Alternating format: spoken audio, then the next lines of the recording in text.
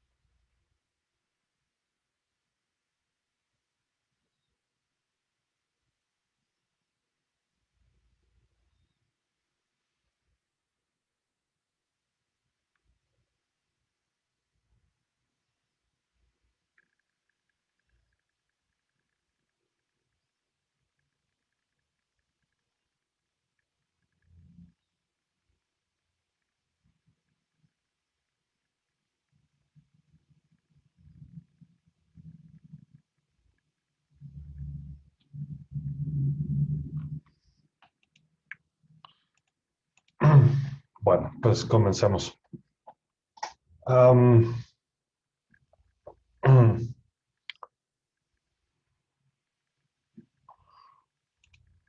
ah,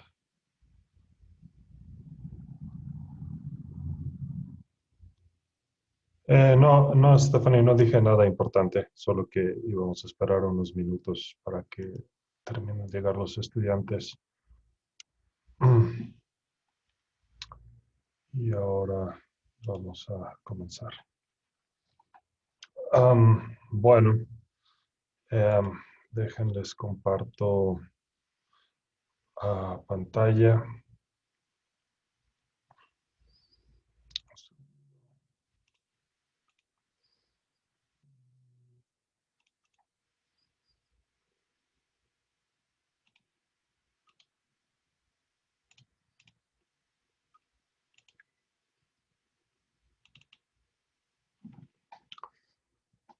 Bien.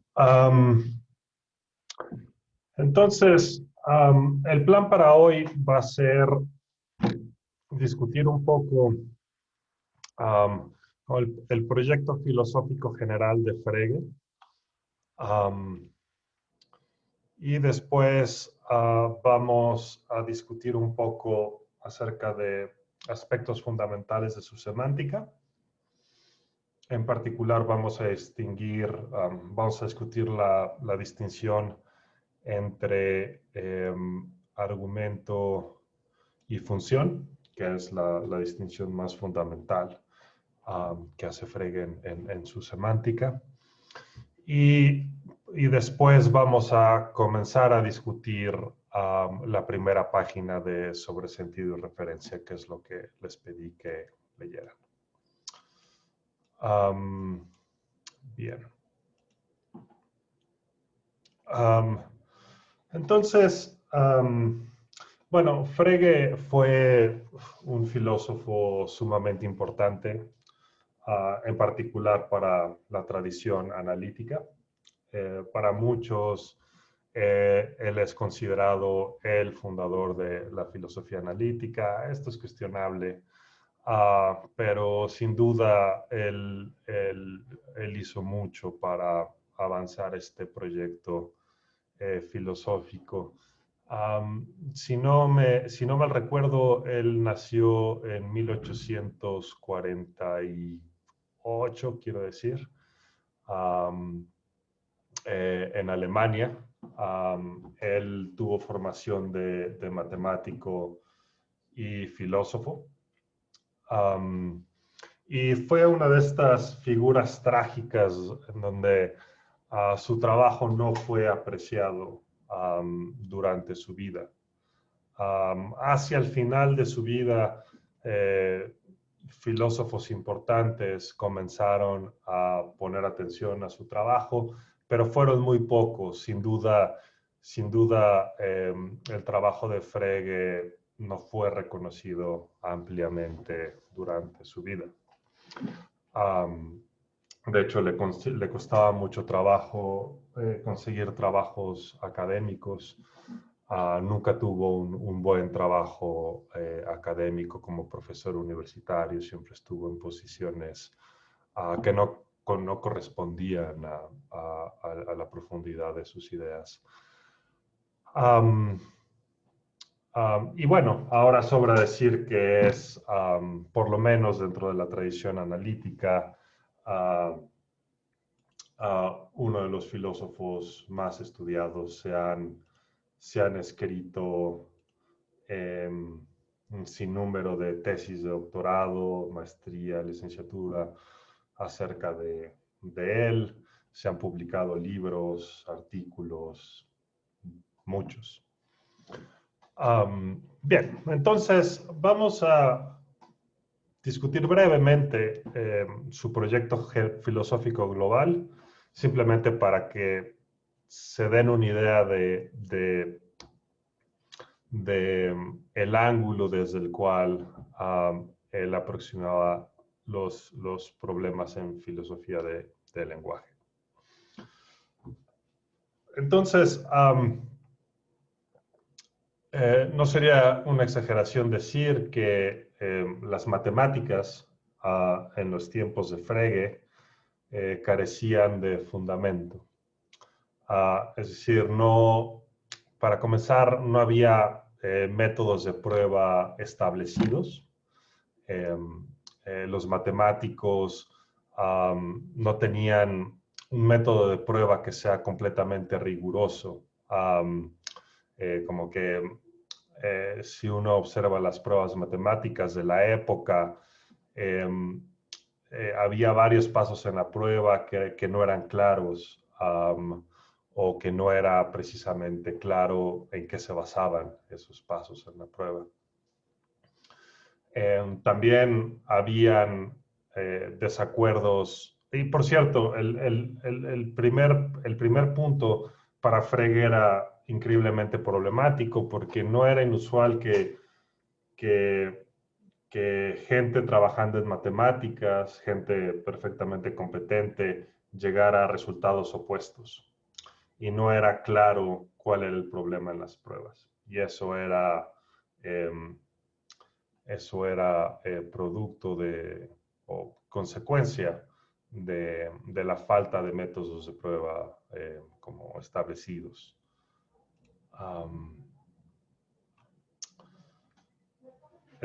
Bueno, el segundo punto es que había desacuerdos radicales acerca de conceptos fundamentales de las matemáticas. Había desacuerdos muy profundos, falta de claridad acerca de nociones como el infinito, por ejemplo, eh, o acerca de nociones básicas como función, argumento, que es algo que vamos a discutir más tarde. Y en particular había desacuerdo, pero también poca comprensión acerca del concepto de número, que, que sobra decir que es quizá el concepto fundamental en matemáticas. Um, um, um, y por último, había una postura muy popular en la época entre matemáticos y filósofos de las matemáticas, era que las verdades matemáticas se justificaban con base en la intuición pura. Ahora, no quisiera argumentar o elaborar mucho la idea de las matemáticas siendo justificadas en intuición pura. Me imagino que ya habrán tomado algunas clases sobre Kant, en donde verán esto. Si no lo van a hacer, esas clases son inevitables en la Facultad de Filosofía y Letras. Hay muchísimas personas dando Kant. Pero la idea que quizá quieran entretener es que, de acuerdo con estos kantianos, había una forma de intuición pura que era como particular. No era, si uno justifica las matemáticas con base en una intuición pura, una de las cosas que uno piensa es que las matemáticas no son perfectamente generales, porque se justifican con intuiciones particulares. Y a Frege todo esto le parecía escandaloso, le parecía que los fundamentos filosóficos de las matemáticas estaban en crisis. Y entonces, como buen filósofo, Frege se propuso solucionar estos problemas. Y la manera que propuso para solucionar estos problemas fue absolutamente brillante. Su propuesta consistió en demostrar que, que todas las verdades matemáticas, es decir, todas las verdades de la aritmética, del cálculo, etcétera, son en realidad derivables de verdades lógicas. Entonces, la idea de Frege es que existen estas leyes lógicas fundamentales y que uno puede derivar todas las matemáticas, puede derivarlas deductivamente a partir de estas leyes lógicas perfectamente generales y de ciertas definiciones.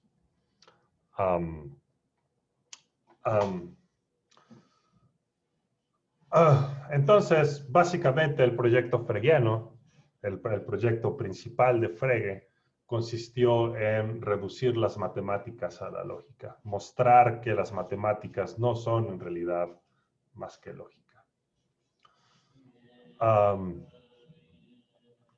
Bien, entonces,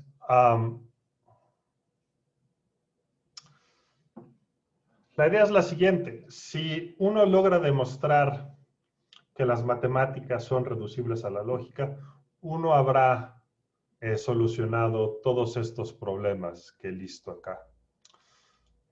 Inmediatamente se habrá establecido un método de prueba, que es el método de prueba de la lógica formal. Ustedes recordarán que lógica 1 o 2 tenían métodos de prueba muy rigurosos. Demostraban que ciertas conclusiones se seguían de ciertas premisas y lo hacían usando un método claro, establecido y riguroso. Pues algo análogo ocurriría con las matemáticas y sus métodos de prueba, si es que uno logra demostrar que las matemáticas se reducen a la lógica. Los desacuerdos acerca de nociones fundamentales habrán quedado resueltos porque tales desacuerdos no existían con las nociones lógicas que Frege utilizaba, por lo menos no dentro del sistema fregiano. El concepto de número se habrá aclarado porque habrá resultado que el concepto de número es un concepto lógico. Frege ofreció una definición muy rigurosa del concepto de número en términos lógicos.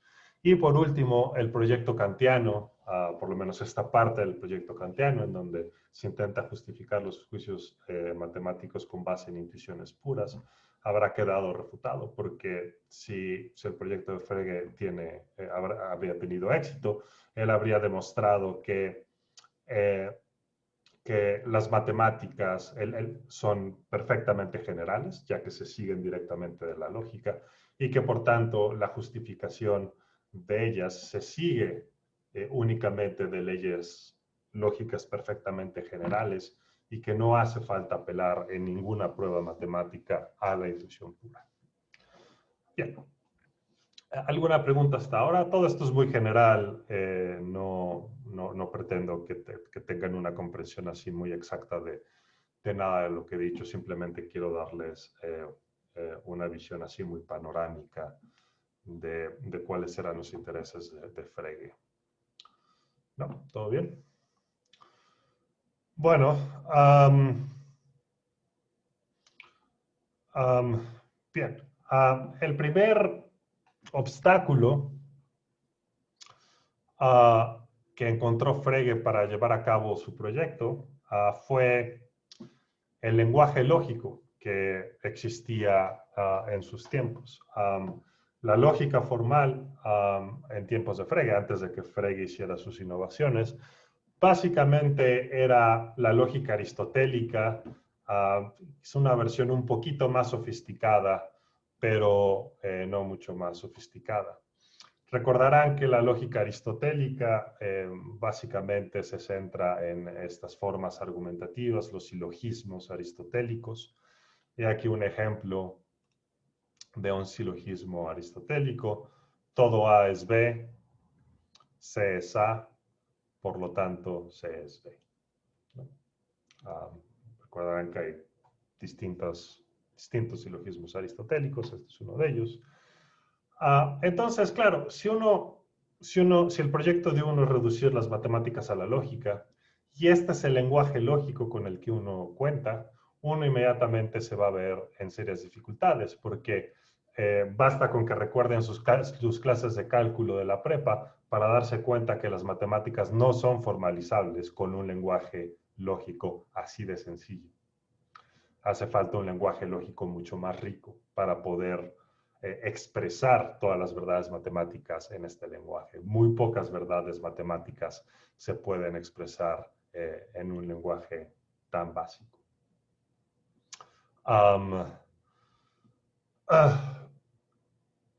Bien. Entonces, la primera innovación de Frege consiste en inventar la lógica moderna. Frege se vio en la necesidad de mejorar el poder expresivo de la lógica para poder llevar a cabo su proyecto, para poder tener una lógica lo suficientemente rica y poderosa para poder expresar las verdades de las matemáticas, que sería el primer requisito para poder después demostrarlas. Si tu sistema lógico no puede ni siquiera expresar las verdades matemáticas, mucho menos va a poder demostrarlas, ¿no? Y entonces lo que hizo Frege fue inventar la lógica moderna. Ustedes en Lógica 2 estudiaron lógica cuantificacional o de primer orden, o de predicados, no sé cómo la llamaron. Esta lógica que contiene el cuantificador universal, el existencial, todo ese rollo. Esa lógica la inventó Frege. De hecho, Frege inventó una lógica más poderosa. Es una lógica de orden superior pero no tenemos por qué meternos en esto.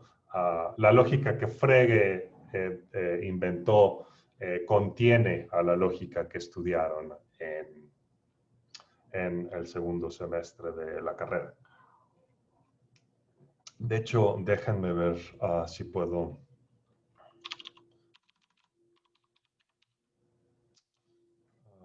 Si encuentro.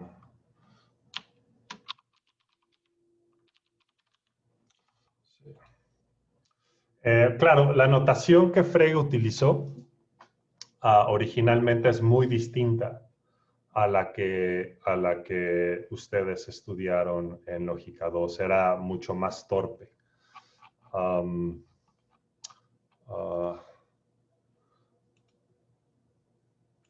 mucho menos concisa, elegante. Bueno, esta es la conceptografía, la traducción al español. Y déjenme les muestro cómo era el formalismo de Frege. Un punto que sea representativo.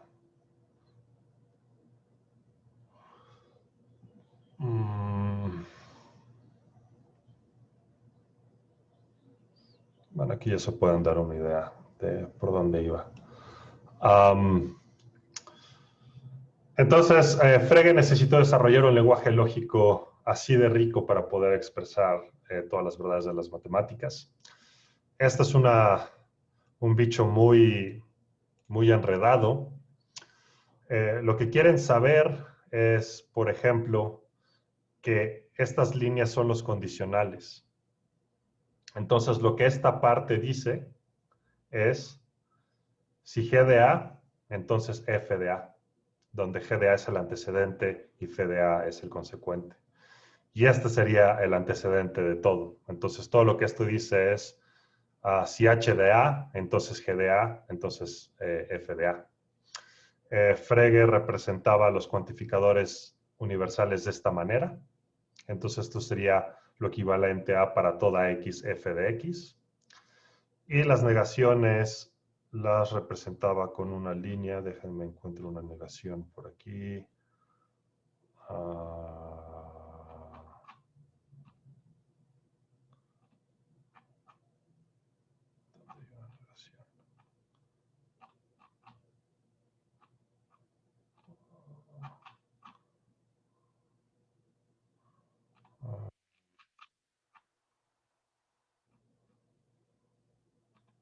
Un segundito. Nada de esto va a venir en el examen, así que no se asusten.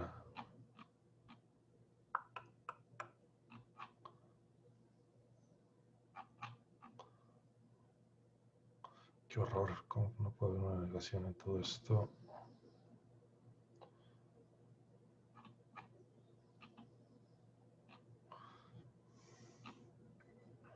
Aquí hay una. Está muy chico, deje lo hago más grande. Esta sería una negación, esta línea vertical representa una negación.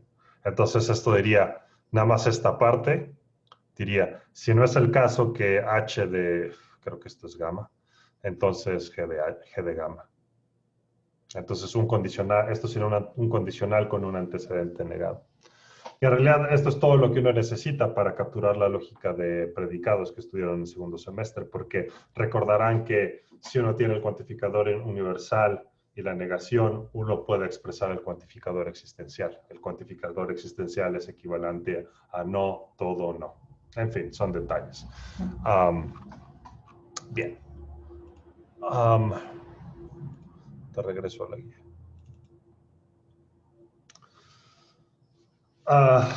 Bien.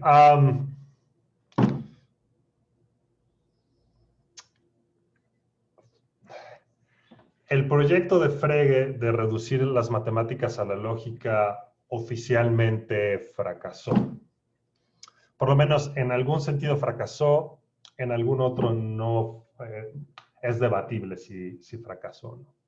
Entonces Frege publicó estos libros, las leyes básicas de la aritmética, en donde postula sus leyes lógicas generales y demuestra cómo las matemáticas se sigue de ellas. En realidad, en particular, demostró cómo a partir de estas leyes lógicas generales se siguen los llamados axiomas de Peano, y una vez que uno ha logrado demostrar las acciones de Peano, uno puede demostrar la mayor parte de las matemáticas, ¿no? Usando algo similar a teoría de conjuntos.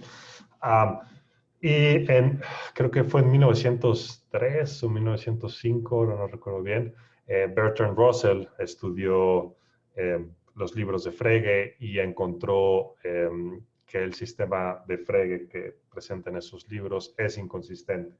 En particular, demostró que la ley quinta, el axioma quinto que Frege postula, conduce a una inconsistencia, y eso es conocido como la paradoja de Russell. Ahora, filósofos no fregianos han demostrado que hay un fragmento de la teoría de Frege que es consistente y que es lo suficientemente poderoso para demostrar los axiomas de Peano. Entonces, en algún sentido, la versión oficial de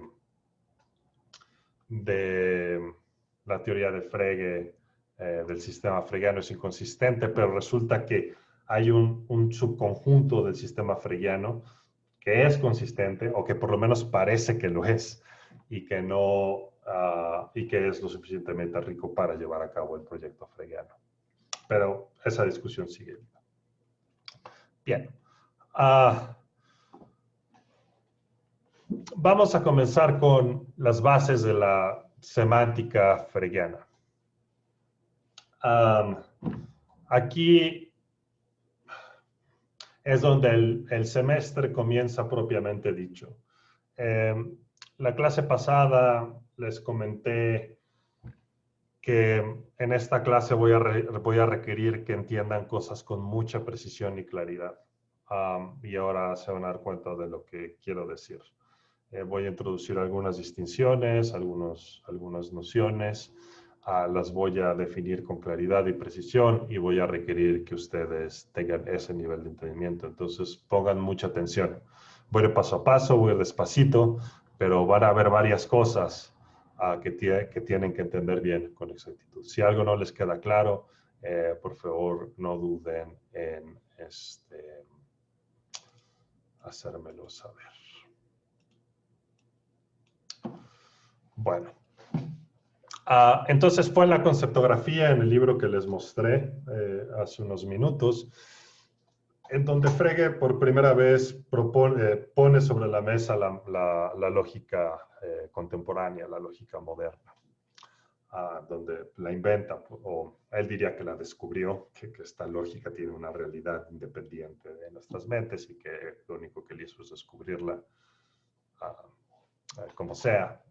En este libro de 1879 es donde echa a andar su proyecto con estas nuevas invenciones. A la base de esta lógica se encuentra la distinción entre argumentos y funciones. Y ahora vamos a pasar unos minutos entendiendo qué son las funciones y qué son los argumentos. Les anticipo que comprensión de esto va a ser indispensable para entender bien cómo es que Frege pensaba acerca del lenguaje natural. Entonces, claro, la noción de argumento y función viene de las matemáticas. Eso es lo que Frege entendió estas nociones de una manera particular, y las entendió de manera tal que pueden ser generalizables para lenguajes no matemáticos, y en parte en eso consistió uno de sus golpes de genio. Consistió en mostrar que si uno entiende la noción de argumento y las nociones de argumento y función de una manera particular, uno puede utilizar esas nociones no solo para entender los lenguajes matemáticos, artificiales, sino también para entender los lenguajes naturales, como el español, el francés, el inglés, etc. Y esto hizo a los lenguajes naturales susceptibles de ser estudiados con el mismo rigor con el que estudiamos, con el que podemos estudiar los lenguajes formales, cosa que es increíblemente importante, por lo menos desde un punto de vista teórico, ¿no? Bien, entonces, ¿qué es una función? De hecho, Frege mismo tiene un artículo que se llama justo así, que es una función. Estoy viendo si tengo aquí el libro. No, se quedó atrapado en el instituto, en mi oficina hace un año, cuando comenzó la pandemia, entonces no lo tengo conmigo. Pero tiene un artículo que se llama ¿Qué es una función? Tiene otro artículo que se llama Argumento y función, y otro artículo que se llama Concepto y función. Ahí es donde él explica con todo detalle esto que les voy a dar aquí de manera más o menos breve. Son artículos un poco técnicos, pero si les gusta estudiar cuestiones de lógica, podrían divertirse muchísimo con esos artículos. Entonces, una función es una relación de cierto tipo. Y por relación simplemente quiero decir una cosa que relaciona una o más cosas. ¿Vale? Una relación. Estar a la derecha de es una relación. X está a la derecha de es una relación. Relaciona X y Y de cierta manera. ¿Vale? Pero las funciones no son cualquier tipo de relación, son relaciones de cierto tipo. Entonces, una función relaciona a cada objeto en su dominio con solo un objeto.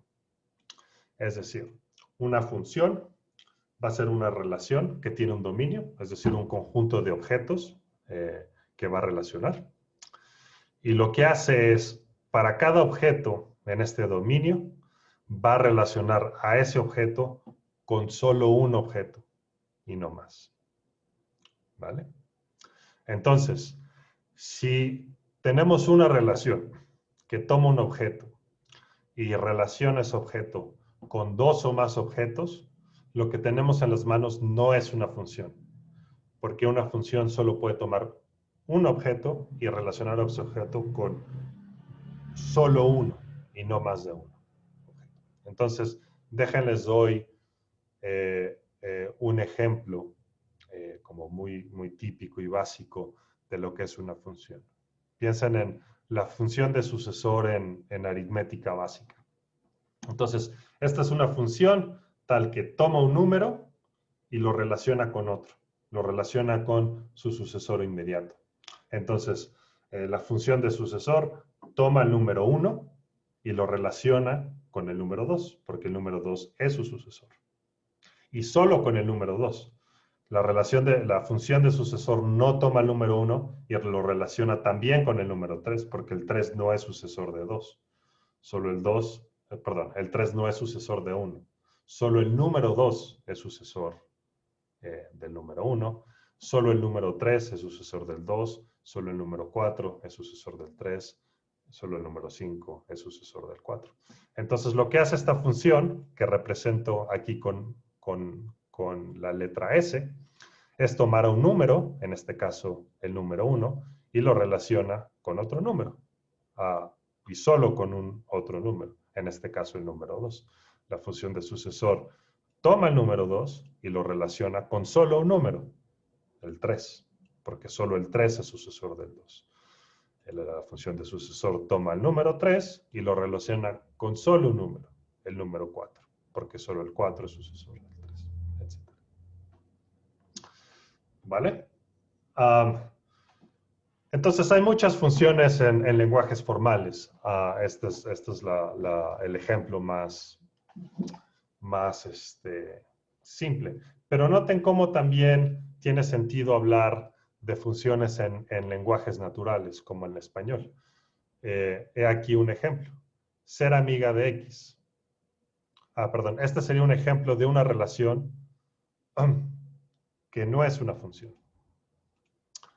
Ser amiga de X.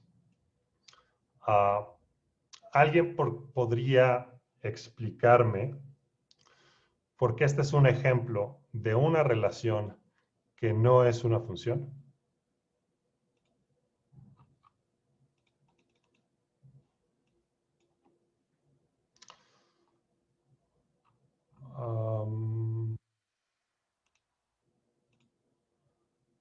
Víctor, primero.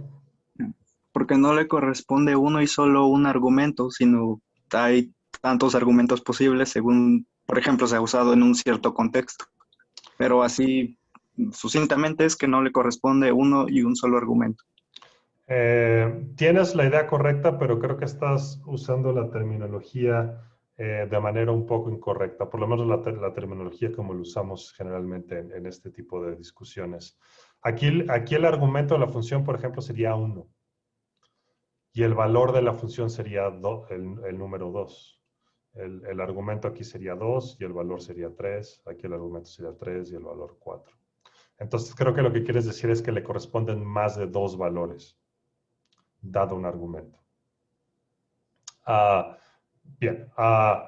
Eh, ¿Podrías darnos, Víctor, un ejemplo en donde esta relación asocia o relaciona a un objeto con más de uno? Pues se me ocurre cu- cualquier nombre eh, que sea tomado como argumento, por ejemplo, Sofía, entonces sería el argumento sería Sofía y el resultado sería ser amigo de Sofía, pero también se puede ocupar como argumento Armando y el resultado sería ser amiga de... Ah, no, perdón. Sí, tendría que ser una mujer.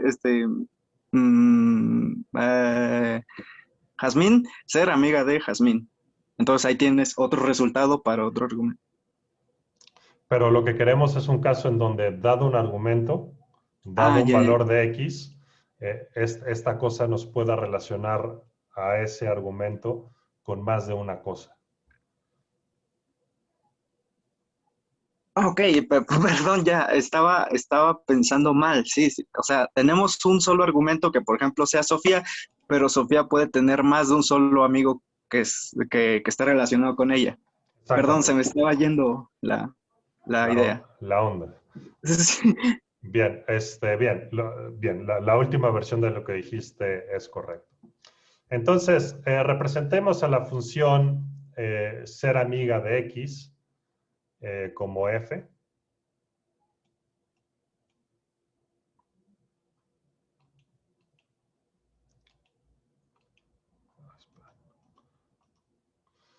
Como f. Y veamos cómo esta, perdón, no es una función, es una relación.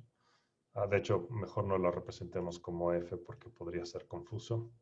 Representémosla como r. Entonces, esta función puede tomar a una persona, llamémosla Celeste, y puede relacionar a Celeste con más de una cosa. Si Celeste tiene dos amigas,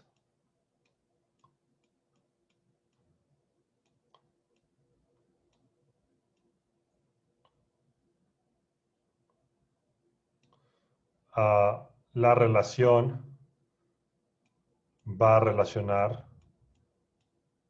a Celeste con más de una cosa. Entonces, esta relación no es una función. Comparen esto con la función de sucesor, que es una relación, pero que tiene la característica de relacionar a cada objeto solo con una cosa y no más de una. Entonces, aquí tienen el inicio de la serie de los números naturales.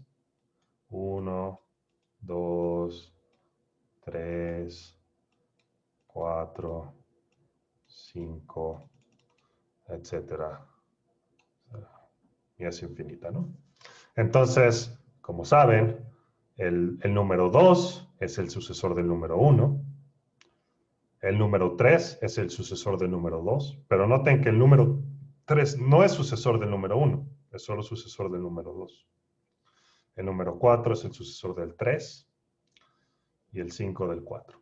Y así. Entonces, claro, la función de sucesor, que la voy a representar como S, a cada número lo relaciona solo con una cosa y no más. La función de sucesor no va a tomar el número 1 y lo va a relacionar con el número 2 y además con el número 3. Esto no va a ocurrir porque el número 3 no es sucesor del número 1. El número 3 es el sucesor del número 2. La función del sucesor va a tomar el número 2 y lo va a relacionar con el número 3 y con nada más, porque solo el número 3 es sucesor del 2, etc. Entonces, esta es una relación que es una función porque tiene la característica de no relacionar a una cosa con más de una. Esta, ser amiga de X, es una relación que no es una función, porque puede relacionar a una cosa con más de una, como este ejemplo lo ilustra. ¿Tenemos claridad acerca de esto? ¿Quieren hacer una pregunta? ¿Necesitan que lo vuelva a explicar? Si se pierden aquí, se van a perder probablemente la próxima media hora de clase.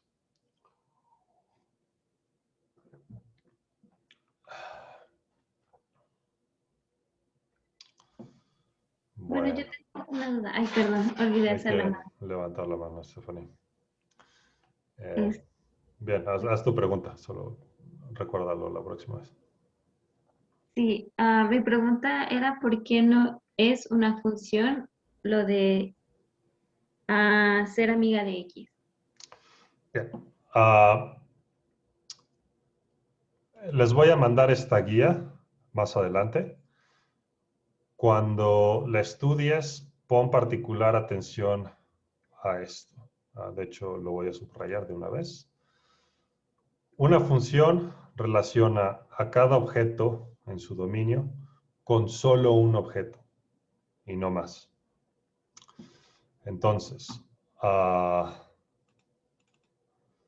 nota cómo ser amiga de X, que aquí represento como R, no puede ser una función, porque ser amiga de X puede tomar a una cosa en su dominio, a esta persona, y relacionarla con más de una cosa. En caso de que esta persona tenga dos o más amigas, esta relación va a relacionar a Ana, la relación de ser amiga de Ana, va a relacionar a Ana con todas sus amigas. Entonces está relacionando una cosa con muchas otras cosas. Mientras que para que una relación sea una función, tiene que ser el caso que esa relación nunca relacione a una cosa con más de una.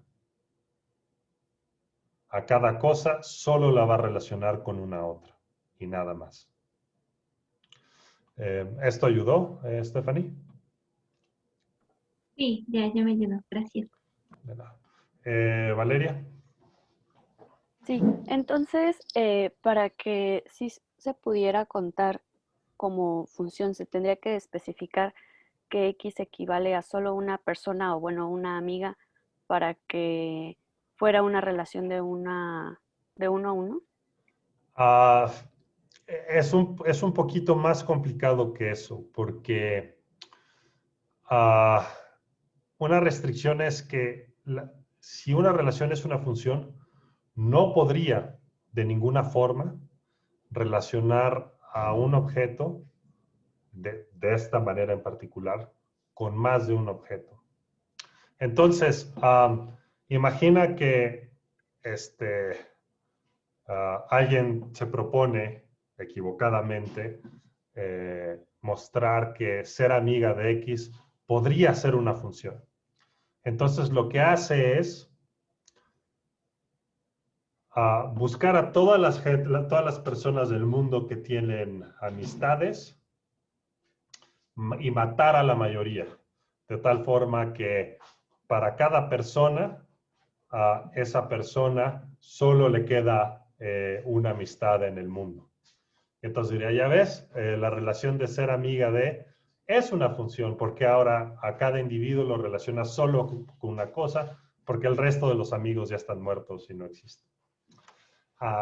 Aún así, ser amiga de X no sería una función, porque es una relación que podría relacionar un objeto con más de uno, con más de una cosa. Si uno genera una nueva amistad, de pronto ser amiga de X podría relacionar a una persona con más de una, porque habría adquirido una nueva amistad, tendría 2 amigas ahora.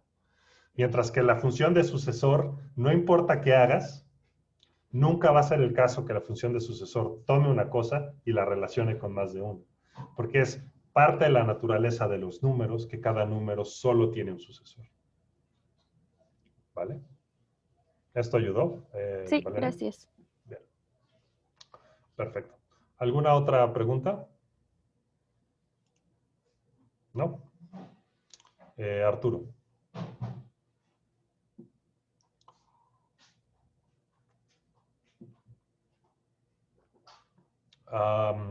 Creo que tienes el micrófono apagado.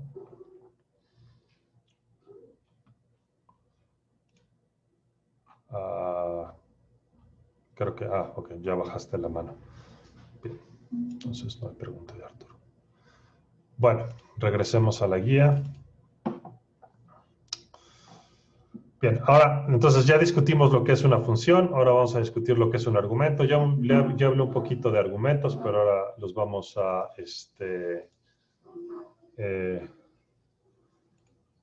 ahora los vamos a caracterizar con más precisión. Entonces, un argumento es aquello que se le da a una función para que ésta arroje un valor.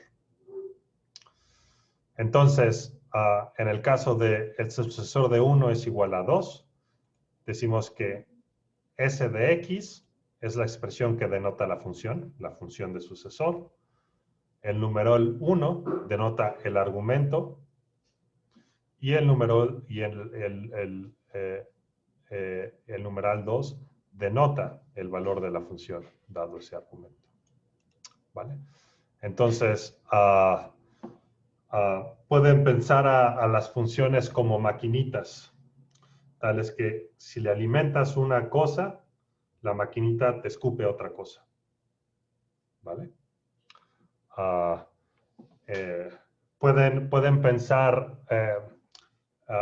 en algún sentido, las máquinas dispensadoras son funciones. Le das una moneda y te arroja un refresco. Y solo uno. Una máquina dispensadora nunca te va a dar 2 refrescos a la vez. Le das una moneda, te da un refresco. O te da un gansito o lo que sea. Pero solo te da una cosa. Entonces, para usar la metáfora de las máquinas dispensadoras como funciones, la máquina dispensadora sería una función, la moneda sería el argumento de la función y el refresco que te da sería el valor de la función dado el argumento que le diste. ¿Vale? Entonces, en el caso de la función de sucesor, S sería la función, 1 sería el argumento, lo que le alimentamos a la función, y 2 sería lo que la función nos arroja, dado el argumento que le dimos. Y lo que la función arroja es el valor de la función. ¿Vale? Entonces, estos serían los argumentos de la función y estos serían los valores de la función, dado estos argumentos. ¿Vale? Entonces, si a una función le das un argumento, la función te va a arrojar un valor y solo uno. Una función nunca va a arrojar 2 valores dado un argumento, porque entonces sería una relación que no es una función. ¿Vale? Si a la función de sucesor le damos como argumento, pregunta para ustedes, si a la función de sucesor le damos como argumento el número 121, ¿cuál va a ser el valor de la función dado este argumento? Pregunta para ustedes.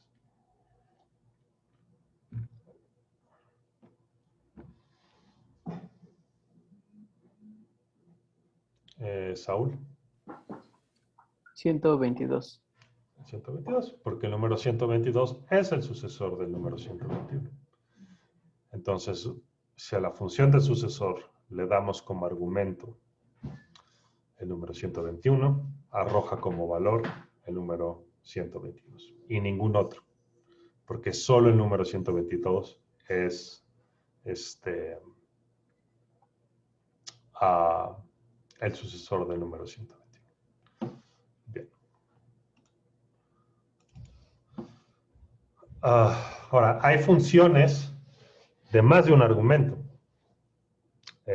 La función de sucesor es una función de solo un argumento porque solo toma un argumento y nunca toma más de un argumento a la vez. Pero hay funciones que toman más de un argumento y dados esos argumentos arroja solo un valor, dado ese par de argumentos. Un ejemplo básico sería la función de suma en aritmética básica. Veamos cómo la función de suma en aritmética básica puede ser entendida como una función. Esto es sencillo. Entonces tenemos la función de suma, ¿no? Y es una función de dos argumentos. Eso quiere decir que si a la función de suma le damos dos argumentos, nos va a arrojar un valor. Supongamos que a la función de suma le damos como argumento el número 2 y el número 3. ¿Cuál va a ser el valor de la función, dado estos dos argumentos? Stephanie. 5. El 5, exactamente. Dado estos dos argumentos, la función de suma va a relacionar estos dos argumentos con solo una cosa. En este caso el número 5, porque 2 más 3 es igual a 5. Por eso es que esta igualdad es verdadera. ¿Vale? La función toma como argumento al 2 y al 3 y lo relaciona con solo un número y no más. Nunca va a ser el caso que la función de suma va a tomar al 2 y va a tomar al 3 y los va a relacionar también con el número 7. Eso nunca va a pasar, porque 2 más 3 no es igual a 7. ¿Vale?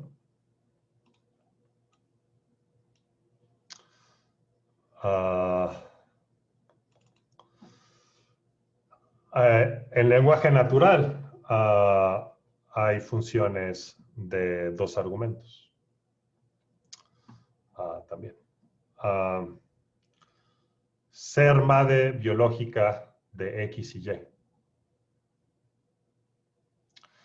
Supongamos, como es plausible, que dados dos personas solo pueden tener una madre biológica en común. Entonces, si a esta función le damos como argumento dos hermanas, va a arrojar como valor solo una cosa, la madre biológica de las hermanas.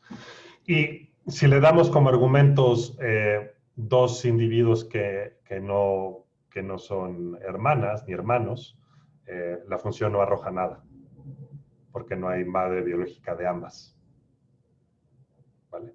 Y esto entonces sigue contando una función porque nunca toma dos cosas y la relaciona con más de una. En este caso la relaciona con ninguna. Lo importante es que no la está relacionando con más de una. Entonces sigue siendo una función. Una función de un argumento en español sería ser madre biológica de X. Entonces, esto sería una función de un solo argumento, una función de lenguaje español, de un solo argumento. Uno le da como argumento un individuo y la función arroja como valor la madre biológica de ese individuo. Y nunca va a arrojar dos, porque nadie tiene dos madres biológicas, ¿no? Entonces, por eso es una función. Dado un individuo, solo relaciona ese individuo con a lo más una persona, nunca dos o más. ¿Vale?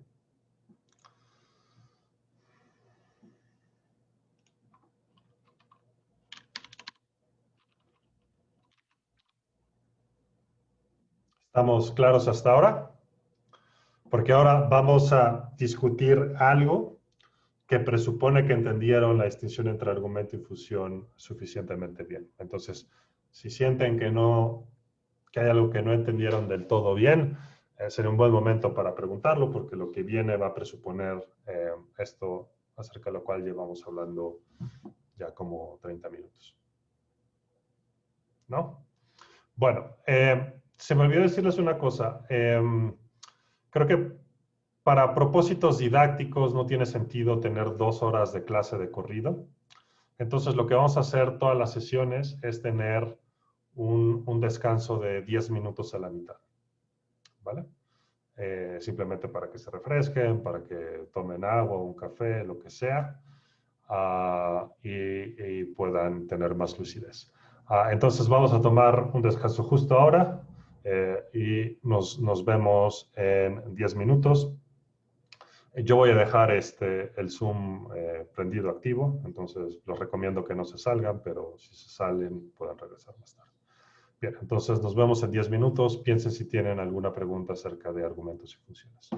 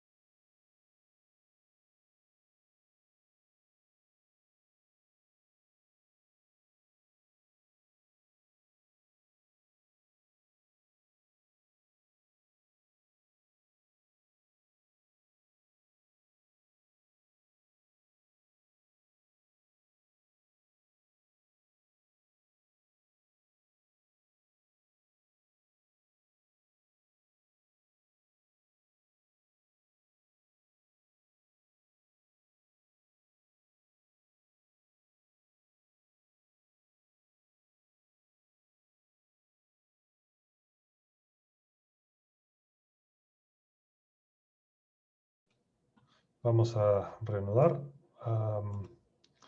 No sé si ya regresaron porque nadie usa cámara. Bueno, Stephanie ocasionalmente usa cámara. Y David. Y Valeria. Pero bueno, vamos a seguir. Arturo, ¿tienes la mano levantada? ¿Quieres hacer una pregunta? Ya la bajaste. Sí, Bien. ya pude arreglarlo del micrófono. Perfecto. Me estaba preguntando cuando estábamos hablando de la relación Ajá.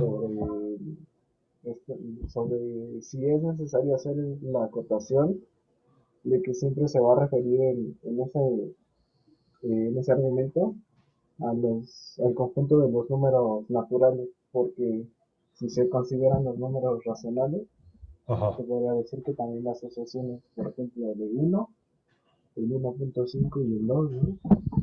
Sí, bien, muy buena pregunta. Sí, por supuesto uno puede definir estas cosas de manera todavía más rigurosa, pero involucra más detalles. No quería confundirlos, pero ya veo que estos detalles sí pueden ser importantes. Las funciones están definidas relativo a un dominio. Entonces, es decir, uno especifica un conjunto de objetos que van a ser el dominio de la función, es decir, el conjunto de objetos de donde la función va a tomar sus argumentos. Y dado ese dominio, es que las características de la función se muestran. Entonces, en esta explicación que yo di, involucrando la función de sucesor, la suposición era que el dominio es solo el conjunto de los números naturales, no los números racionales. Entonces, esta es la función de sucesor para la serie de números naturales. Y esta función simplemente no está definida para otros dominios, no está definida para el dominio de los números reales, por ejemplo. ¿Esto ayuda? Sí. Perfecto. Bueno. Bien, entonces, lo que Frege notó, y nuevamente este es uno de sus golpes de genio, es que así como las nociones de argumento y función pueden ser, y de hecho son utilizadas para entender cómo funcionan los lenguajes matemáticos. De hecho, los lenguajes matemáticos pueden ser entendidos exclusivamente en términos de funciones y argumentos. La noción de función y argumento también puede ser usada para entender los lenguajes naturales, como el español. Entonces, vamos a comenzar con unas definiciones y poco a poco vamos a ir haciendo sentido de esto que acabo de decir. Entonces, vamos a definir la noción de concepto. Un concepto va a ser una función cuyo valor es un valor de verdad, verdadero o falso. Entonces, por concepto, y aquí no se vayan a confundir, en clases de filosofía se usa la palabra concepto de muchas maneras distintas. Intenten olvidar todo lo que saben de conceptos ahora y entiendan que estamos definiendo una noción distinta de concepto. Entonces, un concepto va a ser una función cuyo valor siempre va a ser un valor de verdad, ya sea verdadero o falso. Entonces, la función de sucesor siempre va a tener como valor algún número, ¿no? El valor va a ser 2 si el argumento es 1. El valor va a ser 3 si el argumento es 2. El valor va a ser 122 si el argumento es 121. Entonces, el valor de esa función siempre es un número. Ahora estamos definiendo un tipo particular de función que vamos a llamar concepto. Entonces, los conceptos van a ser funciones cuyo valor siempre va a ser un valor de verdad, ya sea verdadero o falso. ¿Vale?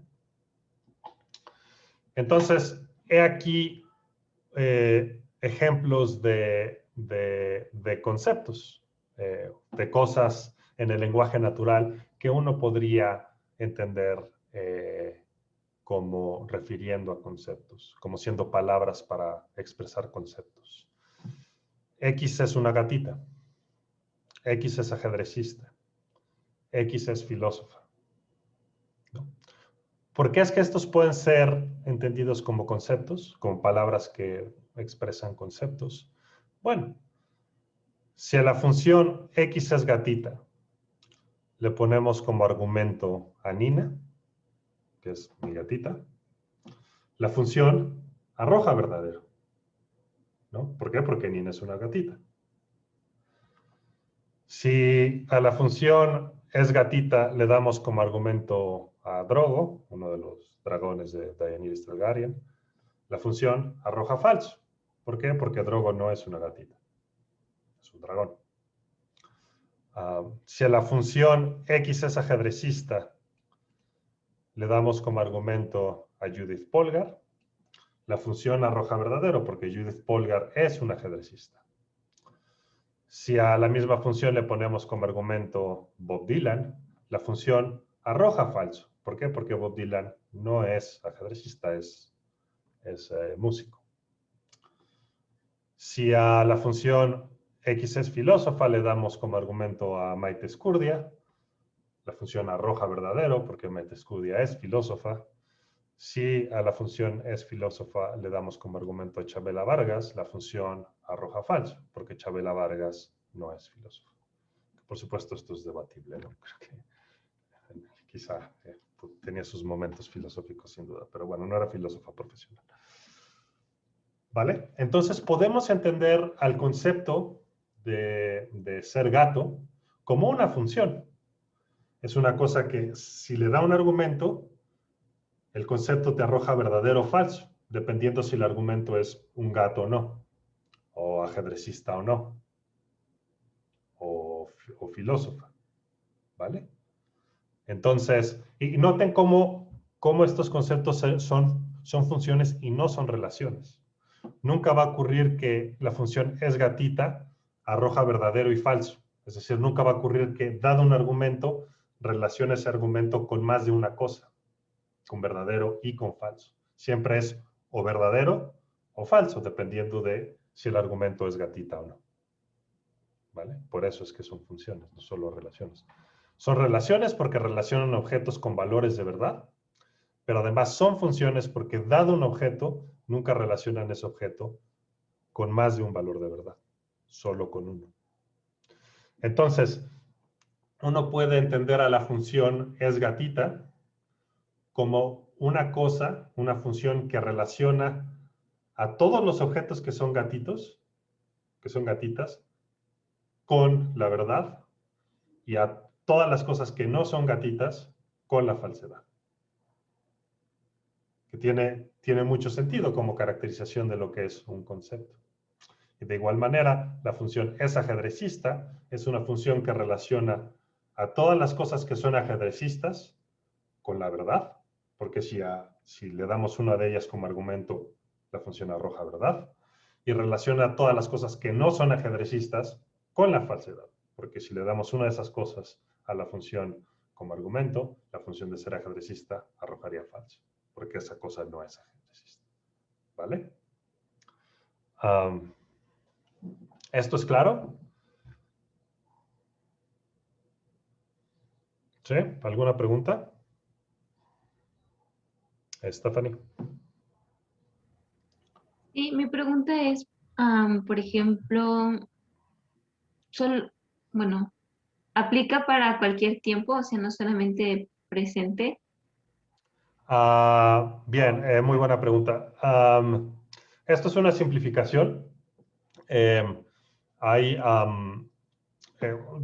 Todo esto se ha llevado a un nivel de sofisticación muy impresionante. Hay semánticas, teorías semánticas que justo quieren capturar esta preocupación que tienes. Entonces dirían que las funciones siempre deben ser evaluadas respecto a un tiempo. Entonces, En realidad, la función correcta sería x es gatita en tiempo t. Entonces, x es gatita el 18 de marzo del 2021 a la 1:21 p.m. Y entonces, si el argumento es gatita justo en ese tiempo, es verdadero, si no es falso. Entonces, Judith Polgar, cuando tenía 2 años, y esto debió de haber sido hace como 40 y varios años, no era ajedrecista. Entonces, Judith Polgar, relativo a ese tiempo, no es ajedrecista. Relativo a ese tiempo, la función de ser ajedrecista hubiera arrojado falso con Judith Polgar como argumento relativo a ese tiempo. Pero relativo al tiempo presente, arrojaría verdadero porque en el tiempo presente Judith Polgar sí es ajedrecista. Bien, son complejidades que no quería introducir para simplificar la discusión, pero nota que la cuestión está incluso más compleja porque uno también para algunos conceptos quisiera considerar no solo tiempo, sino también espacio.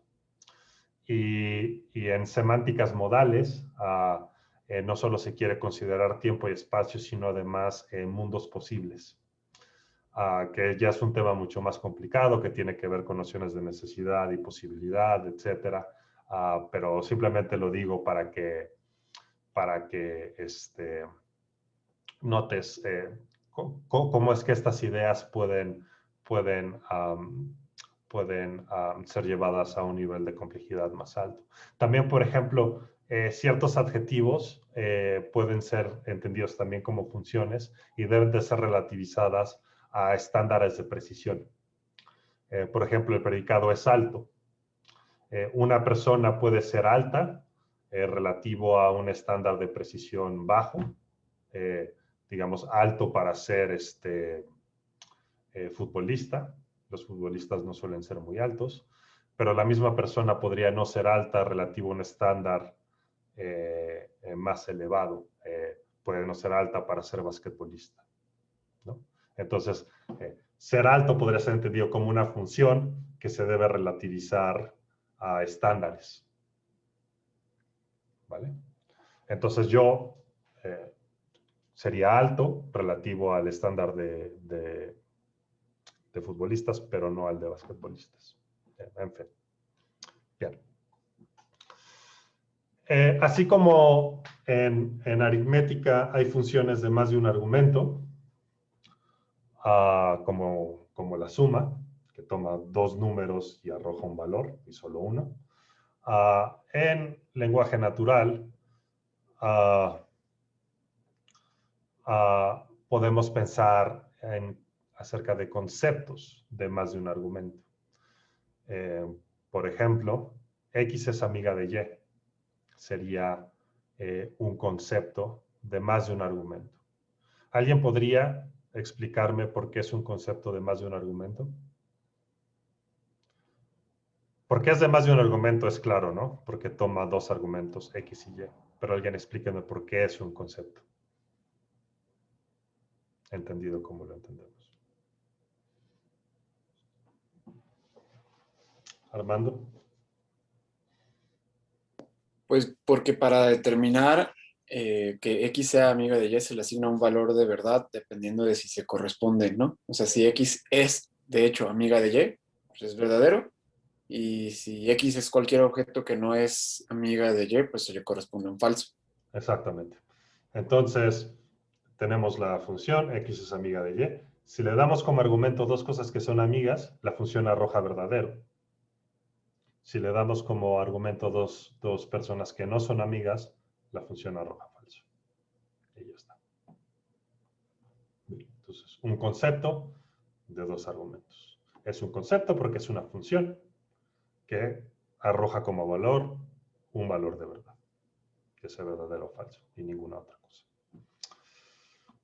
Noten cómo las conectivas lógicas que estudiaron en lógica 1 y 2 también pueden ser entendidas como funciones. De hecho, Frege mismo las entendió como funciones y la manera en que las estudiaron en lógica 1 y 2 presupone que son funciones, o por lo menos que tienen características formales de funciones. De hecho, en algunos libros de texto a la lógica que estudiaron en primer semestre, la proposicional, se le llama lógica veritativo-funcional, por la siguiente razón. Entonces, tomen la conjunción. Y aquí, ¿cómo pueden entender a la conjunción como un concepto? No solo como una función, además como un concepto, como una función de cierto tipo, una función que siempre arroja verdadero o falso como valor. ¿Qué pasa?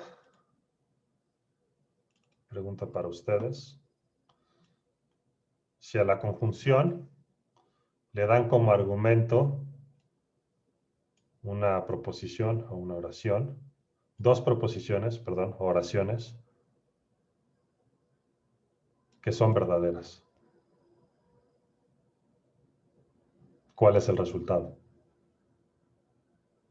Si a una conjunción le dan dos cosas que son verdaderas. Armando, otra vez.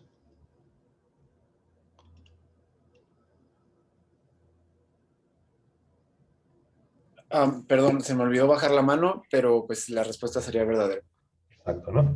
Si a una conjunción le das verdadero y verdadero, arroja verdadero. Noten cómo la conjunción se comporta como un concepto y por tanto como una función. Le alimentas dos argumentos y te arroja un valor. Si los dos argumentos que le alimentas son verdaderos, arroja como valor algo verdadero.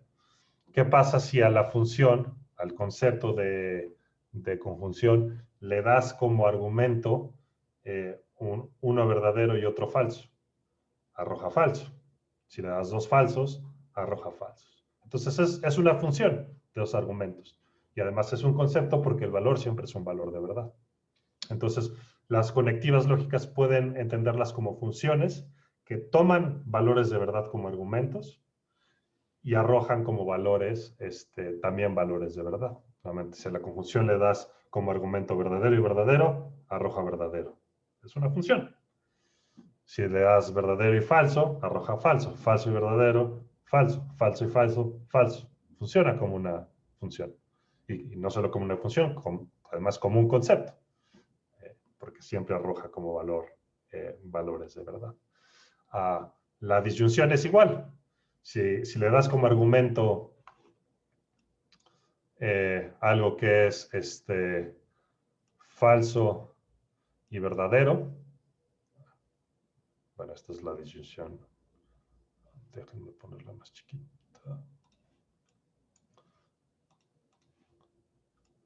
Si le damos como argumentos a lo que es falso y verdadero, la función va a arrojar como valor lo verdadero, porque una disyunción con un disyunto verdadero es verdadera. Si a la disyunción le damos dos argumentos falsos, la disyunción arroja falso. Se comporta como una función que además es un concepto.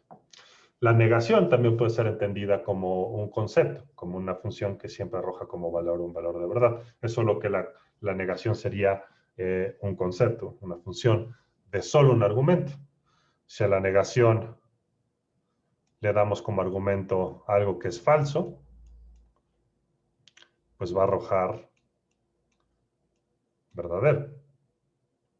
Y si a la función le damos como argumento algo verdadero, va a arrojar como valor algo falso. Se comporta como una función, particular como un concepto. ¿Vale? Bien. Y bueno, el condicional es igual, ¿no? También. Si le das antecedente verdadero, consecuente verdadero, arroja verdadero. Si le das antecedente verdadero, consecuente falso, arroja falso. Se comporta como una función. Bien. Entonces, los conceptos son funciones de cierto tipo. Son funciones que arrojan como valor siempre un valor de verdad. Entonces, así como los conceptos corresponden a funciones, porque son funciones de cierto tipo, ahora vamos a definir la noción de objeto. que va a tener cierta relación con la relación de argumento. Entonces, los objetos son los argumentos de las funciones. Y aquí pongo de primer orden, es un tecnicismo que voy a explicar hacia el final. Por lo pronto, simplemente entiendan esto. Los objetos son los argumentos de las funciones. Entonces, lo primero que hay que entender es que objeto va a ser una noción lógica. ¿Vale? Entonces, en este sentido de objeto, yo soy un objeto.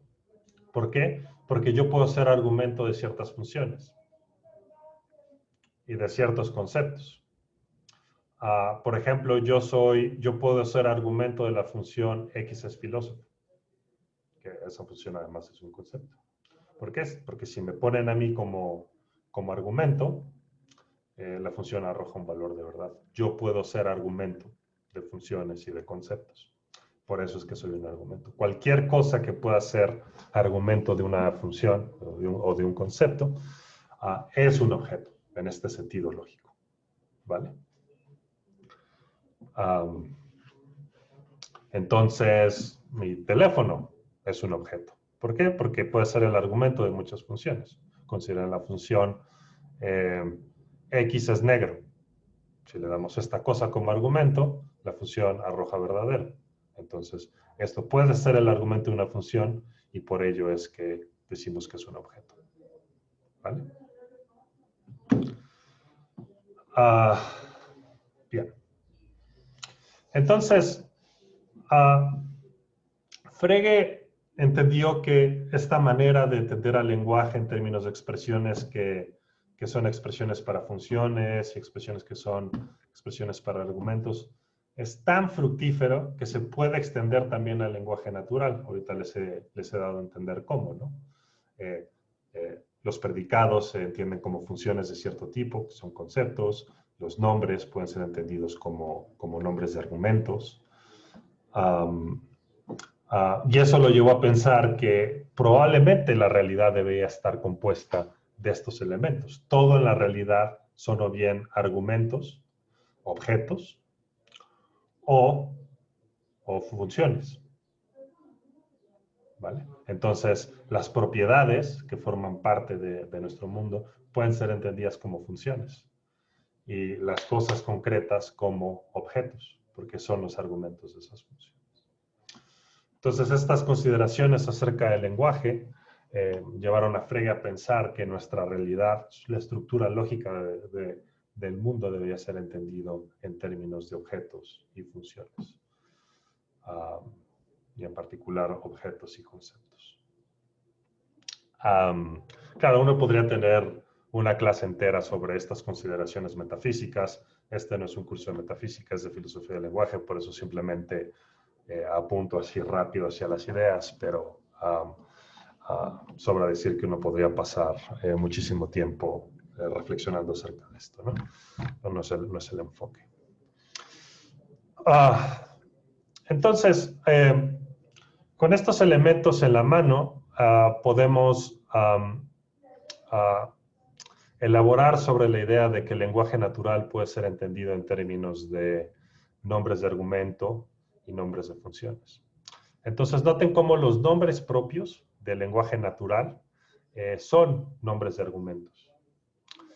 Por nombre propio vamos a entender nombres como Nina, Celeste, Capablanca, Ricardo, Carla, Ana, Mario. Esos son nombres propios, nombres de personas. Los nombres lo que hacen es referir a cosas que son argumentos de funciones, en particular argumentos de conceptos. Y por otra parte, los nombres de función van a ser típicamente predicados en el lenguaje natural, especialmente los nombres de conceptos. Entonces, X es ajedrecista, es un predicado del español, ¿no? Es un predicado que refiere que nombra un concepto, el concepto de ser ajedrecista, esta función que toma objetos y lo relaciona con lo verdadero o lo falso, dependiendo si el objeto en cuestión es o no un ajedrecista. Am, am, am, y bueno, como les dije, esto está a la base de la teoría lingüística de Frege. Uno también puede entender a los cuantificadores como funciones, pero eso es un poco más complicado porque tienen que ser entendidos como funciones de segundo orden, es decir, funciones que toman como argumentos no objetos, sino que toman como argumentos funciones de primer orden. Y como dije, eso es más complicado. Les voy a dar la explicación así rápida. Si no les queda claro, no se preocupen, no es tan importante. Si les queda claro, es probablemente porque les emocionan mucho las cuestiones de lógica y esto les va a parecer relativamente sencillo.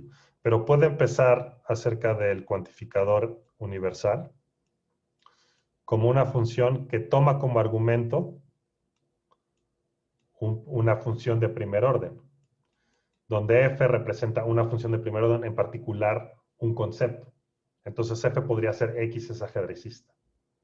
Entonces, el cuantificador universal lo que hace es tomar como argumento, digamos, el concepto ser ajedrecista y arroja verdadero si resulta que todo es ajedrecista. Y arroja falso si resulta que hay algo que no es ajedrecista. De igual manera, el existencial puede ser pensado como una función de segundo orden que toma como argumentos predicados o conceptos de primer orden. Entonces, existe algo que es ajedrecista, es verdadero, si el concepto de ajedrecista no es vacío, es decir, toma un argumento y arroja verdadero, para por lo menos un argumento. Bien, como dije, no tenemos por qué meternos de lleno a esta idea, es un poco más compleja que las anteriores, lo importante es que hayan entendido lo anterior. Bien. Entonces, quizá esto debía haberlo puesto en la guía, y por fortuna lo puedo hacer ahora, porque estamos en vivo.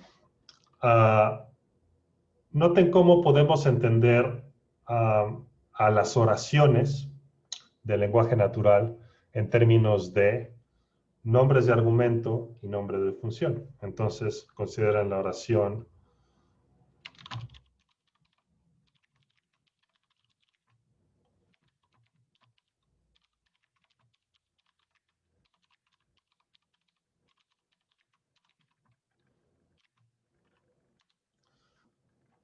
Dadas las herramientas que les he dado, ustedes pueden analizar esta oración en términos de expresiones que son nombres para los argumentos y expresiones que son nombres para los conceptos. Entonces,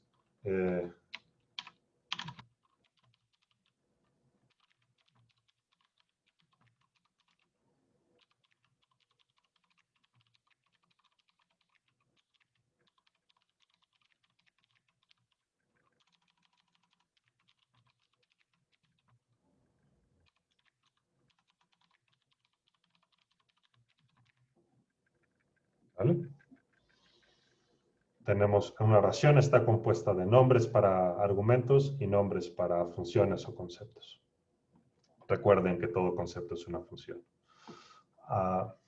También noten cómo estoy usando las comillas. Esto es algo que vimos la clase pasada. Aquí estoy hablando del nombre Judith Polgar y estoy diciendo que es un nombre que refiere a un argumento. Y aquí estoy hablando del predicado, es ajedrecista. El concepto.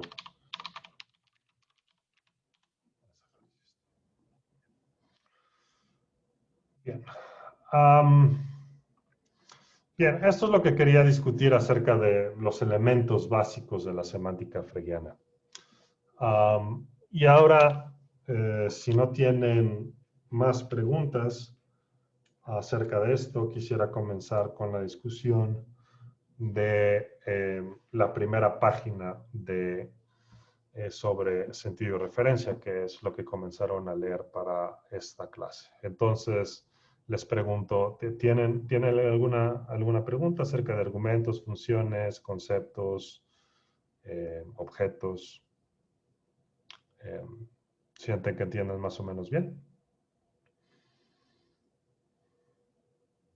Bueno. Sobre sentido de referencia.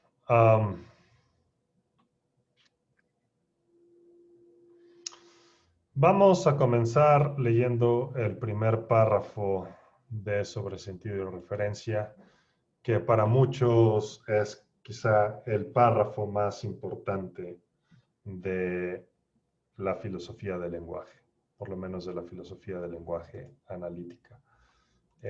Es un simple párrafo, pero como vamos a ver en esta clase, la siguiente y probablemente la que sigue, la cantidad de riqueza filosófica que uno puede encontrar ahí es inmensa. Ese simple párrafo, que parece medio oscuro y quizá incluso sencillo, es una mina de oro. Y espero comenzar a transmitirles esta clase, pero como dije, vamos a pasar por lo menos clase y media adicional discutiendo solo ese párrafo, porque es así de importante, así de rico. ¿Dónde están los PDFs? Aquí está. Bien. Entonces vamos a leer este primer párrafo, que en realidad se extiende por página y media. De hecho, no lo voy a leer todo, me voy a detener en momentos. Entonces, Frey dice, la igualdad incita a la reflexión por medio de preguntas enlazadas con ella que no son en absoluto fáciles de responder. Entonces, aquí de entrada tenemos que detenernos para entender con precisión qué es lo que quiere decir por la igualdad. ¿Vale? Porque si no entendemos esto, no vamos a entender nada de lo que sigue. Por igualdad, Frege se refiere a este animalito de aquí. Este símbolo que se usa muchísimo en aritmética. Esta cosa es igual a esta, ¿no? Entonces está hablando de esta relación de igualdad. Pregunta para ustedes. ¿Es la igualdad un concepto?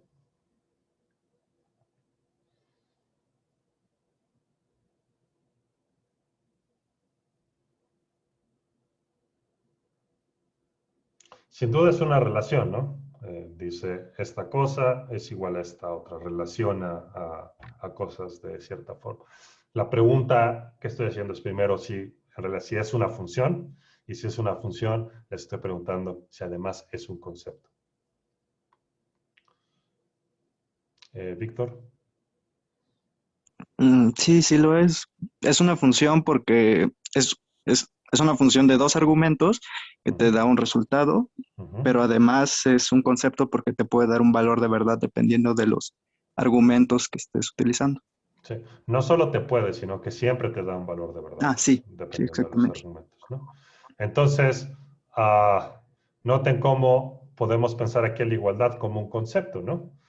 Dados estos argumentos, arroja verdadero. ¿Por qué? Porque 2 más 3 de hecho es igual a 5. Entonces, toma esos argumentos, arroja verdadero. Si le damos como argumento el número 7 y el número 4, el concepto arroja falso. Dados estos argumentos, la función, que es un concepto, arroja como valor falso, porque 7 y 4 no son idénticos, no son el mismo número. Y noten cómo esto también funciona en lenguaje natural, ¿no?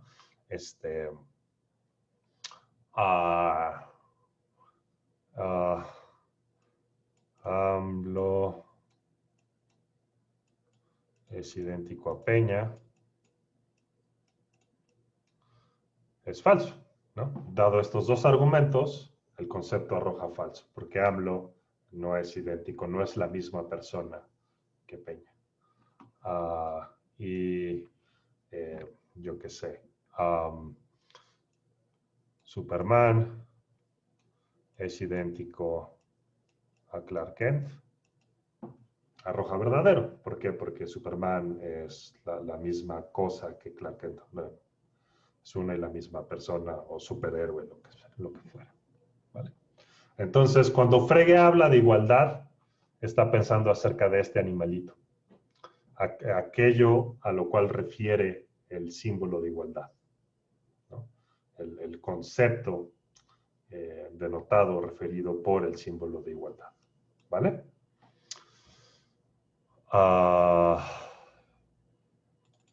Entonces, la igualdad incita a la reflexión por medio de preguntas enlazadas por medio de preguntas enlazadas con ella que no son en absoluto fáciles de responder. ¿Es la igualdad una relación? Ya vimos que sí. ¿Es una relación entre objetos o entre nombres o signos de objetos?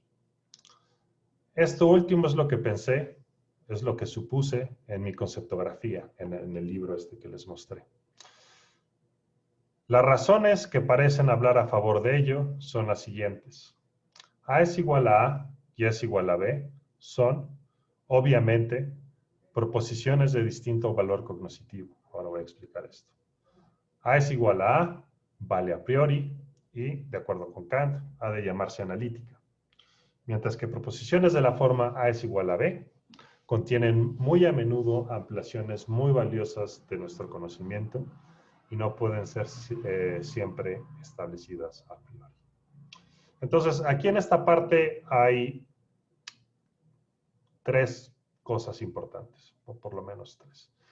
Primero me voy a enfocar en una y después voy a regresar a las otras. Me voy a enfocar primero en explicar por qué estas oraciones tienen valor cognoscitivo distinto. Voy a explicar qué es lo que quiere decir eso, voy a motivar la idea, voy a ayudarles a que entiendan bien por qué es que Frege dice esto. Y una vez entendido esto, vamos a considerar estas dos preguntas.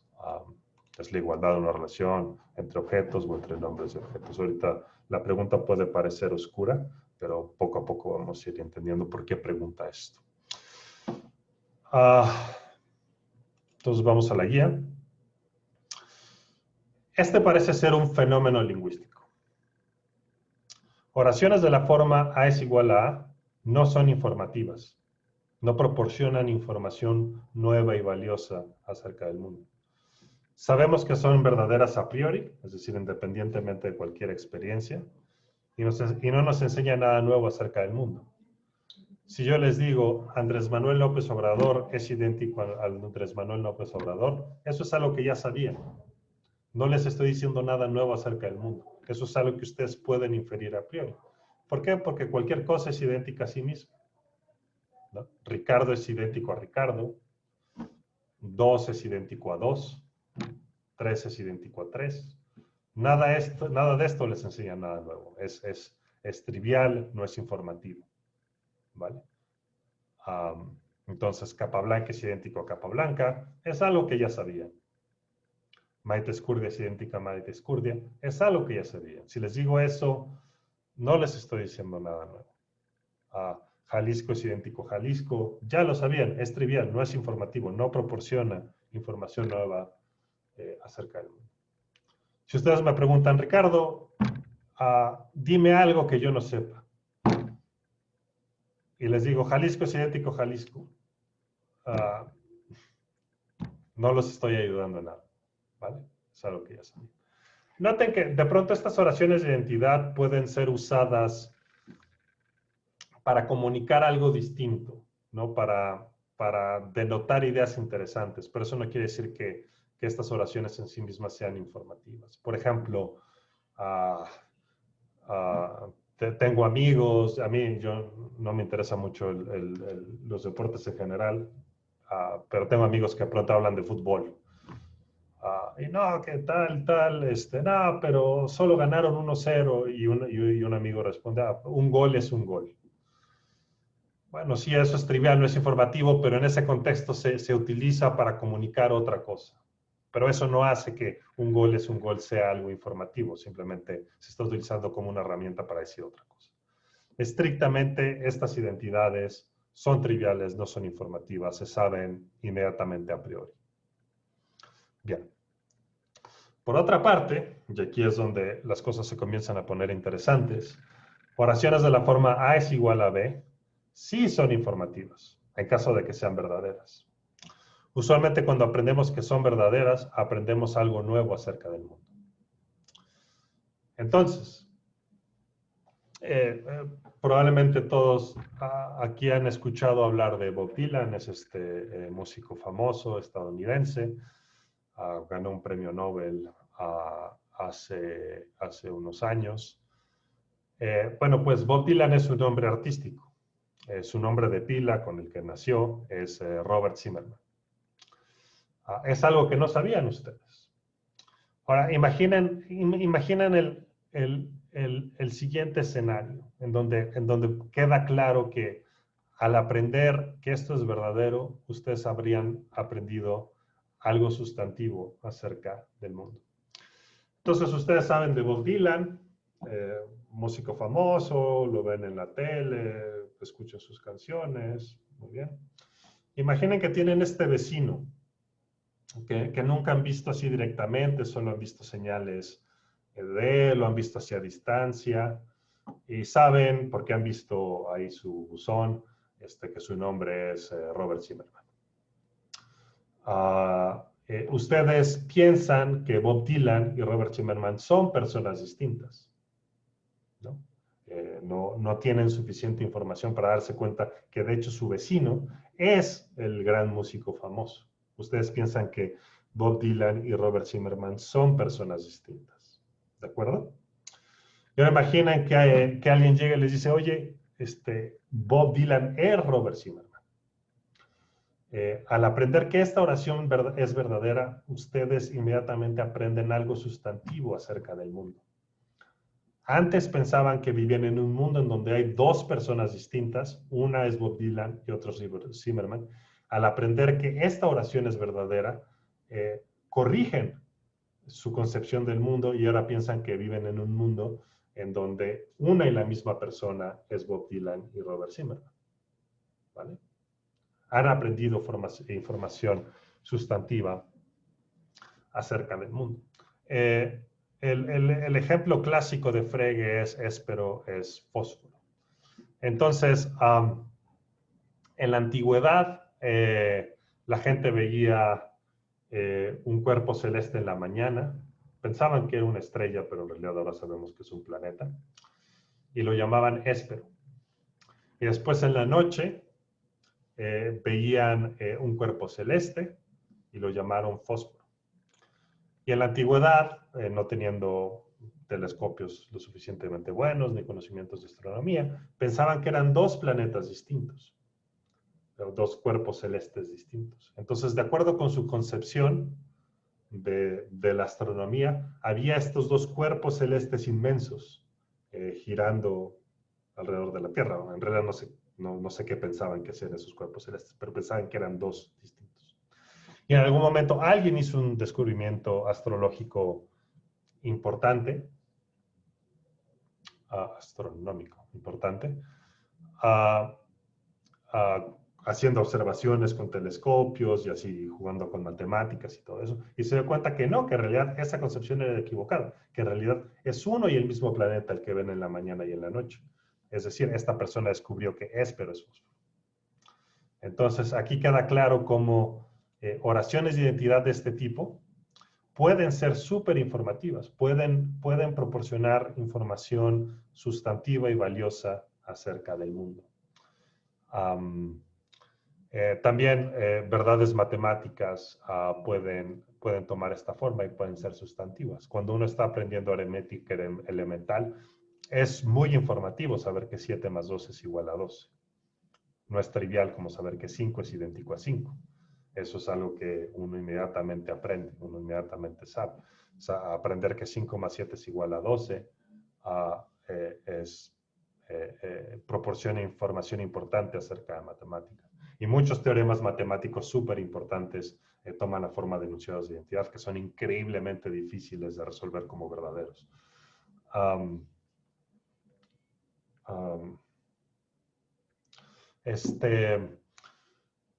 Ahora, muchos de estos enunciados de identidad, que son informativos, se descubren a posteriori, es decir, con base en la experiencia se necesita hacer observaciones. Los primeros dos ejemplos son casos claros de eso, ¿no?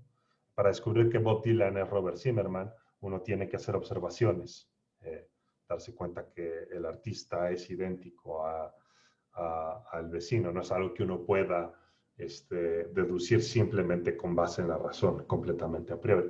Lo mismo con Esper es fósforo, tomó un descubrimiento astronómico, requirió el uso de telescopios para darse cuenta de que este enunciado es verdadero, se descubrió a priori. Sin embargo, eso no quiere decir que todos los enunciados de identidad de esta forma sean a posteriori. Los enunciados de las matemáticas pueden ser justificados a priori. Uno puede deducir a priori que 5 más 7 es igual a 12. Bien. Entonces, por eso es que Frege dice que enunciados de la forma A es igual a A y A es igual a B difieren en valor cognoscitivo. Lo que quiere decir es que los primeros son triviales, no son informativos, y los segundos son sustantivos, no son triviales, proporcionan información valiosa acerca del mundo. Eso es lo que quiere decir Frege con difieren en valor cognoscitivo, tienen distinto valor cognoscitivo. Los primeros son triviales, no informativos, los segundos son sustanciales y potencialmente muy informativos. ¿Vale? ¿Alguna pregunta acerca de esto? Nos vamos a parar aquí porque quedan 3 minutos, no va a dar tiempo de explorar el resto de este párrafo. ¿Alguna pregunta? ¿Esto quedó claro? Bien. Bueno, en ese caso, nos vemos el próximo jueves. Vamos a pasar la clase entera discutiendo solo ese párrafo de sobre sentido y referencia. Nuevamente les digo que hay una cantidad de riqueza filosófica ahí gigantesca. Les recomendaría que lean más sobre el artículo, que si quieren no lo lean todo, pero sigan leyendo para que las próximas clases fluyan de manera más sencilla. Pero les recomiendo que lean con mucho cuidado este párrafo e intenten extraer lo más que puedan. Sería normal si no entienden mucho porque toma mucho trabajo realmente desmenuzarlo y entender todas y cada una de las capas que están involucradas. Pero bueno, bien, pues así nos quedamos entonces. Nos vemos el próximo jueves. Que les vaya bien. Chao. Hasta luego, profesor. Nos vemos. Gracias. Arturo, ¿tienes una pregunta? Quien quiera irse, váyase. Yo respondo a la pregunta de Arturo. Sí, pero es ajena a la clase de hoy. ¿Es que, perdón? Es ajena a la clase de hoy. Ok. Sí, entonces no tiene que ver con la clase. Entonces sí, váyanse, ¿no? Okay. Hasta luego. ¿Qué onda, Arturo? Lo que pasa es que tenemos duda, Vale y yo, Ajá. sobre la calificación de introducción. Que la Ok. repasamos el semestre pasado. Lo que pasa es que nunca hemos hecho como tal el proceso y nos quedamos con bastantes dudas. Perdón, no te escucho bien, Arturo. Entiendo que te preguntas sobre la clase de introducción, pero no entendí qué es lo que preguntas. Lo que pasa es que, bueno, mejor Sí. si puedes decir tú, Vale, porque tengo problemas yo con el audio. Ok. Sí, le explico yo. Que nos comentó que como no estamos inscritos en ordinario ni en Ajá. extraordinario, Ajá. no nos podía colocar la calificación. Ujú. Y le escribimos que checamos los calendarios y la próxima fecha para extraordinarios es en abril, o sea, en el mes que entra. Ok. Y hasta entonces nos inscribiríamos y le avisaríamos para ver si es posible que nos ponga ahí la calificación. Sí, excelente. Entonces, perfecto. Lo que les pediría es cuando se inscriban, avísenme. Y también hago responsabilidad de ustedes que cuando venga el periodo para subir las calificaciones, que eso se especifica en los calendarios de la UNAM, se pongan nuevamente en contacto conmigo para recordarme que les tengo que poner la calificación, ¿vale? Ok, o sea, entonces le avisamos cuando nos inscribamos y cuando haya que subirlas, ¿verdad? Exactamente, sí. Oh, ok. Lo más importante es lo segundo, pero apreciaría si también hacen lo primero. Ok, sí, está bien. Vale, y sí, sin problemas. Cuando lo hagan, yo les pongo la calificación y ya está. Gracias. Va que va. Creo que sería todo. ¿Se inscribieron formalmente en esta clase? Sí, Sí, en ¿No? esta sí. Ah, perfecto. sí, Vale. normal. Muy bien. Perfecto, Ok. así quedamos entonces. Muchas Cuídense. gracias. Nos vemos. Chao. Muchas gracias, profe. Nos vemos. De nada. Chao.